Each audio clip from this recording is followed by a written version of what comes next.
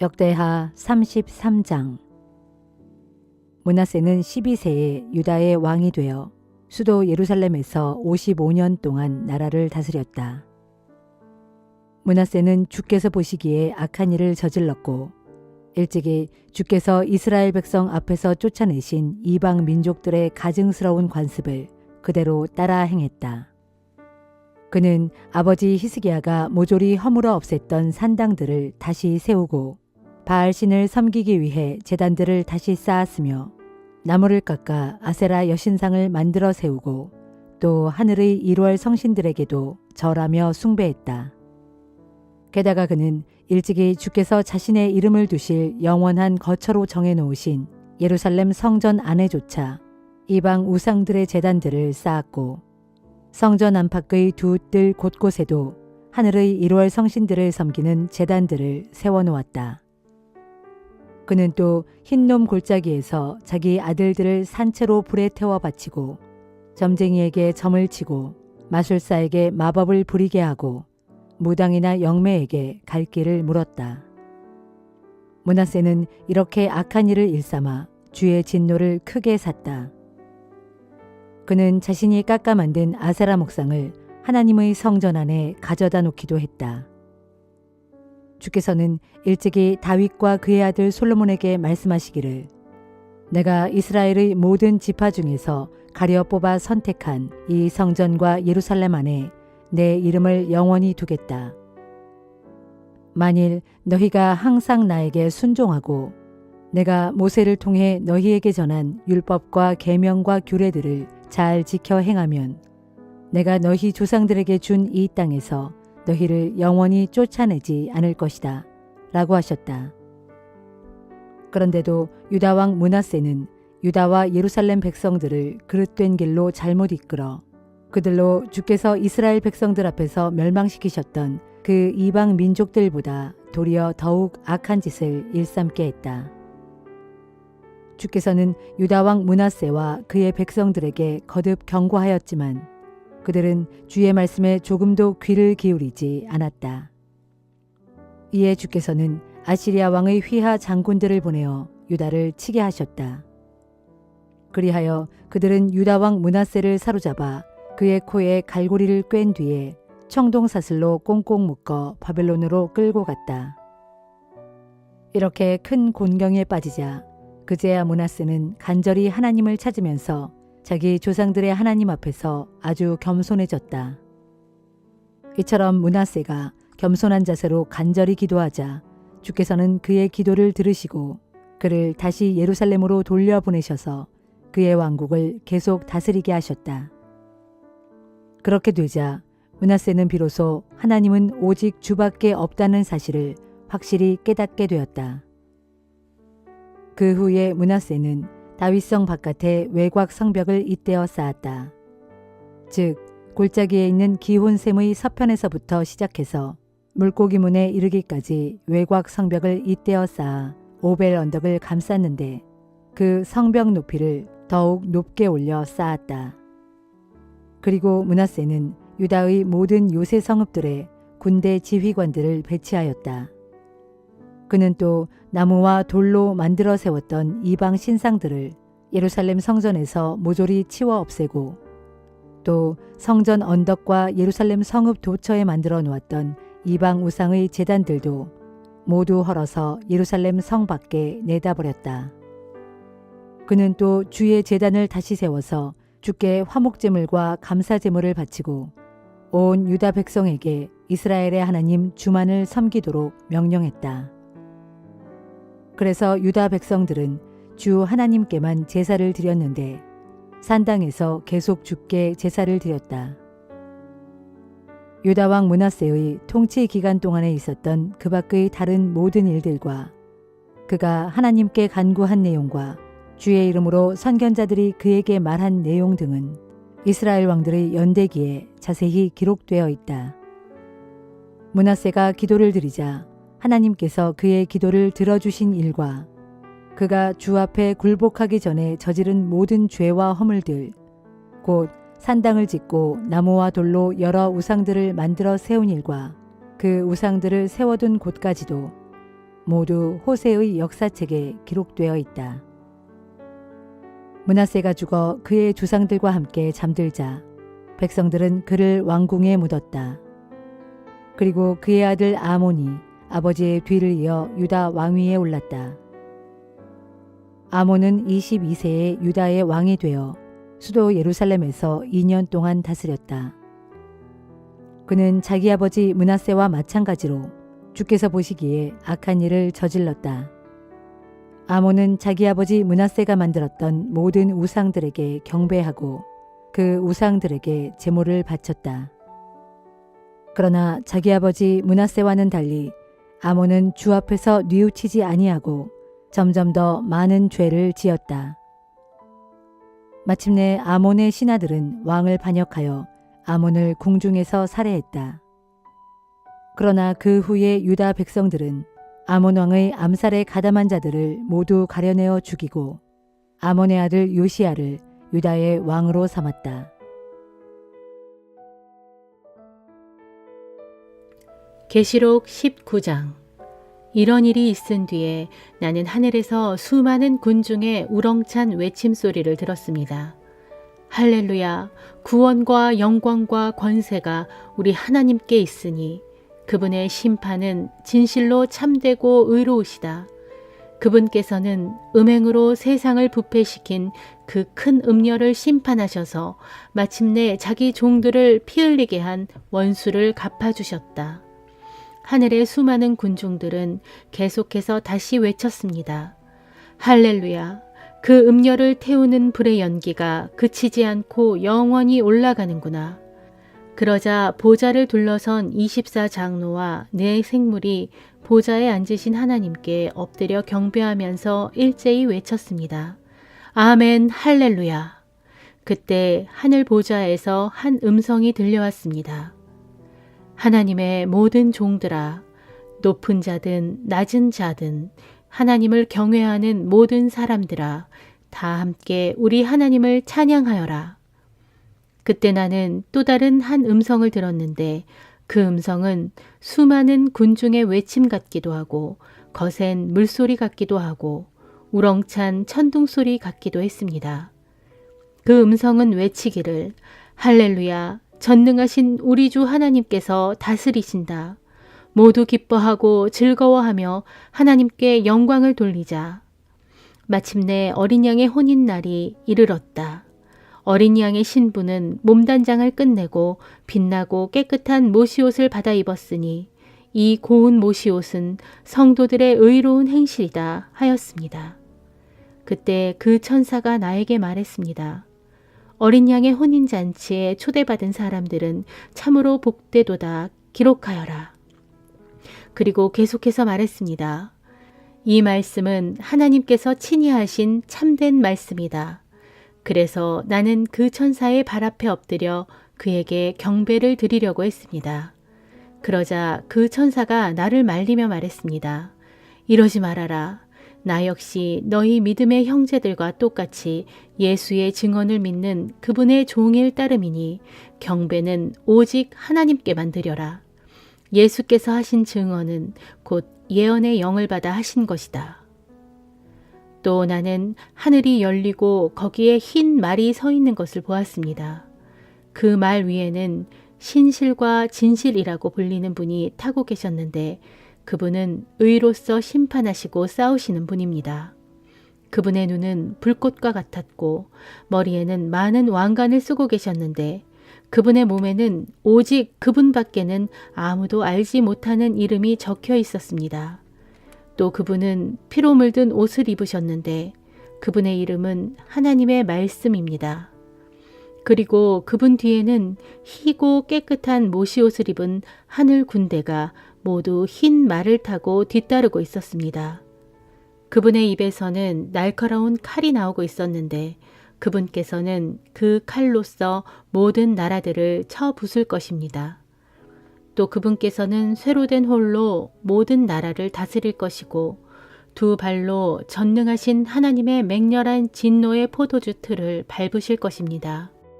또 그분의 옷과 넓적다리에는 왕들의 왕, 주들의 주라는 칭호가 적혀 있었습니다. 나는 또 태양 안에 한 천사가 서 있는 것을 보았습니다. 그 천사는 공중을 날고 있는 모든 새들을 향해 큰 소리로 외치기를, 오라, 위대하신 하나님의 큰 잔치에 모두 모여라. 너희는 왕들의 살과 장군들의 살과 힘센 용사들의 살과 말들의 살과 그 말들 위에 탄 사람들의 살과 자유인이나 종이나 큰 자나 작은 자를 가리지 말고 모든 사람의 살을 마음껏 뜯어먹어라 하였습니다. 그때 또 나는 짐승과 땅 위의 세상 왕들과 그들의 모든 군대들이 다 함께 집결하여 흰 말을 타고 계신 분과 그분의 군대에 대항하여 맞서 싸우려고 하는 것을 보았습니다. 그러나 그 짐승은 곧 사로잡혔고 또 그 짐승 앞에서 기이한 일들을 행하던 거짓 예언자도 그 짐승과 함께 붙잡혔습니다. 이 거짓 예언자는 그런 기이한 일들로 짐승의 표를 받은 사람들과 그 짐승의 우상에게 경배하는 사람들을 미혹하던 자입니다.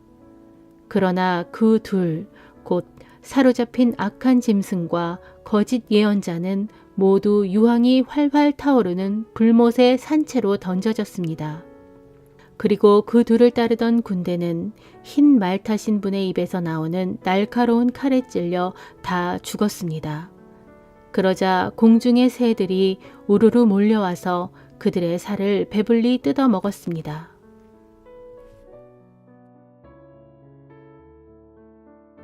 말라기 1장. 이것은 주께서 예언자 말라기를 통해 이스라엘 백성에게 주신 경고의 말씀이다. 주께서 이스라엘 백성에게 이르시기를, 내가 너희를 사랑하였다 하고 말씀하시는데도 너희는 말하기를 주께서 어떻게 우리를 사랑하셨다는 말입니까 하고 되묻는다. 그러므로 나 주가 밝히 말한다. 본래 에서는 야곱의 형이 아니더냐. 그런데도 내가 동생 야곱을 사랑하였고 형 에서는 미워하였다. 그래서 내가 에서의 터전인 그의 산들을 황무지로 만들어버렸고 또한 그가 유산으로 물려받은 그의 땅을 광야의 들짐승들에게 넘겨주었다. 그때 에돔이 큰 소리치기를, 비록 우리의 성읍들이 허물어지고 말았지만 이 폐허 위에 우리가 다시 쌓아 올릴 것이다. 하지만 나 전능한 만군의 주가 말한다. 그들이 다시 쌓아 올릴지라도 내가 또다시 무너뜨리겠다. 그러므로 사람들이 에돔 땅을 일컬어 하나님께 버림받은 죄악의 땅이라 할 것이고 에돔 족속을 일컬어 영원토록 주의 진노를 받는 백성이라 할 것이다. 사람들은 또한 너희 이스라엘 백성을 보고는 말하기를, 주께서는 이스라엘 국경 밖에서도 위대하시다 할 것이다. 주께서 말씀하신다. 내 이름을 멸시하는 제사장들아, 나 전능한 만군의 주가 너희에게 말한다. 무릇 아들은 아버지를 공경하고 종은 주인을 공경하는 법이거늘 너희는 도대체 어떻게 된 일이냐? 내가 너희 아버지인데도 너희가 어찌 나를 공경하지 않는 것이냐? 내가 너희 주인인데도 너희가 어찌 나를 두려워하지 않는 것이냐? 내가 이렇게 말하는데도 너희는 도리어 말하기를, 우리가 언제 주님의 이름을 멸시했단 말입니까? 하고 되묻는다. 보라, 너희는 내 제단에 부정한 빵을 올렸다. 그런데도 너희는 뻔뻔스럽게 말하기를, 우리가 언제 주님을 더럽혔단 말입니까? 하고 되묻는다. 너희가 내 제단에 부정한 빵을 올린 것은 너희가 나 주를 가볍게 여기고 내게 아무렇게나 상을 차려주어도 된다고 생각했기 때문이다. 나 전능한 만군의 주가 말한다.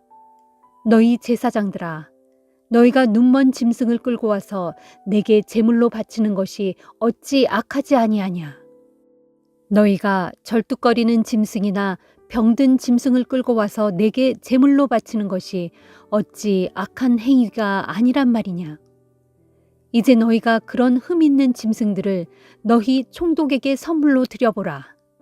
과연 총독이 너희를 좋게 여기겠느냐? 너희 선물을 기쁘게 받아들일 것 같으냐? 나 전능한 만군의 주가 말한다. 이제 너희가 나 하나님께 아뢰기를 주여 우리를 불쌍히 여겨주소서 하고 어디 한번 은혜를 간구해 보아라. 너희가 내게 대하여 그처럼 악하게 행하였는데 내가 어찌 너희를 좋게 보고 너희 간구를 들어줄 수 있겠느냐. 나 전능한 만군의 주가 말한다. 너희가 내 제단 위에 쓸데없이 헛된 불을 지피는 일이 없도록 차라리 너희 가운데 누군가가 내 성전문을 굳게 닫아 걸었으면 좋겠다. 나는 너희를 조금도 기뻐하지 않는다. 그러므로 너희 손으로 바치는 제물도 결코 받아들이지 않겠다. 나 전능한 만군의 주가 말한다. 이제부터는 내 이름이 이방 민족들 가운데서 크게 높임을 받을 것이다. 해 뜨는 데서부터 해 지는 데에 이르기까지 온 땅의 모든 이방 민족들 가운데서 내 이름이 크게 공경받게 될 것인즉 온 세상 도처에서 사람들이 내 이름을 위해 향을 피워 올리고 내 이름 앞에 정결한 제물을 바칠 것이다. 그러나 주님의 제사장들이라고 하는 너희는 도리어 말하기를 주님의 식탁쯤이야 더럽혀져도 상관없고 주님의 음식쯤이야 아무러면 어때라고 말하면서 내 이름을 경멸하며 욕되게 하고 있다. 나 전능한 만군의 주가 말한다. 더군다나 너희는 또 말하기를 주님을 섬기는 이 일은 참으로 짜증나고 번거롭다라고 투덜대면서 코웃음을 친다. 그래서 너희는 강제로 빼앗은 것이거나 절뚝거리는 것이거나 병든 것들만을 제물이랍시고 내게로 가져왔다. 이처럼 너희가 흠 있는 짐승들만 끌고 와서 내게 제물로 바치는데 내가 어찌 그런 것들을 너희 손에서 받겠느냐. 이것은 나 주의 말이다. 너희 짐승떼 가운데 흠없는 좋은 수컷이 있고 또 내게 가장 좋은 짐승을 제물로 바치겠다고 너희가 맹세하고서도 정작 내게 제물을 바칠 때는 사기를 쳐서 흠 있는 것들을 끌고 와서 내게 바치는 자들아. 너희는 저주를 받을 것이다. 보라, 나는 위대한 왕이요. 내 이름은 온 세상 모든 민족들이 마땅히 공경해야 할 이름이다. 이것은 나 전능한 만군의 주의 말이다. 요한복음 18장. 기도를 마치신 후 예수께서는 제자들과 함께 기드론 골짜기를 건너 맞은편에 있는 올리브 나무가 우거진 동산으로 들어가셨다. 예수께서는 전에도 제자들과 함께 가끔씩 그곳에 가신 일이 있었으므로 예수를 배반하게 될 가룟 유다도 그 장소를 잘 알고 있었다. 그래서 가룟 유다는 대제사장들과 바리새파 사람들이 딸려보낸 한 무리의 군인들과 경비병들을 이끌고서 그곳에 도착했다. 그들 무리는 횃불과 등불과 무기를 들고 있었다. 예수께서는 자신에게 닥쳐올 일을 다 아시고는 앞으로 걸어 나가서 물으셨다. 당신들은 지금 누구를 찾고 있소? 그들이 대답했다. 나사렛 사람 예수요.